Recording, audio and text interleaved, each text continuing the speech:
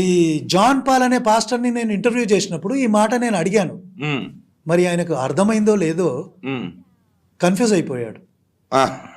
So పరిస్థితి ఎట్లుందంటే మదన్ గుప్తా గారు, బైబిల్ రీసెర్చ్లో మనం వీళ్ళకంటే 50 సంవత్సరాల ముందున్నాం పాస్టర్ల కంటే. అందుకే ఈరోజు గమనించండి, ఏ పాస్టర్ కూడా మనలాంటి వాళ్ళతో డిబేట్కి రావట్లేదు ఈరోజు. డిబేట్ మాట పక్కన పెట్టండి, మాకు ఇంటర్వ్యూలు ఇవ్వండి అయ్యా అంటే కూడా పారిపోతున్నారు. అది పరిస్థితి. సార్ ఒకట్లేండి సార్, ఇప్పుడు బైబిల్కి పెద్ద పెద్ద యూనివర్సిటీలు, డాక్టరేట్లు, దాంట్లో చాలా చాలా ఇవి ఉన్నాయి. మీరు ఒక సామాన్యమైన పాస్టర్ని పిలిస్తే ఎట్లా? వాళ్ళని పిలిస్తే కదా. అయ్యో, ఇంకో మాట కూడా చెప్తాను. ఇప్పుడు వాట్సాప్ యూనివర్సిటీ అని కొందరు చెప్తుంటారు, విన్నారా? సో వాట్సాప్ యూనివర్సిటీ లాంటిదే బైబుల్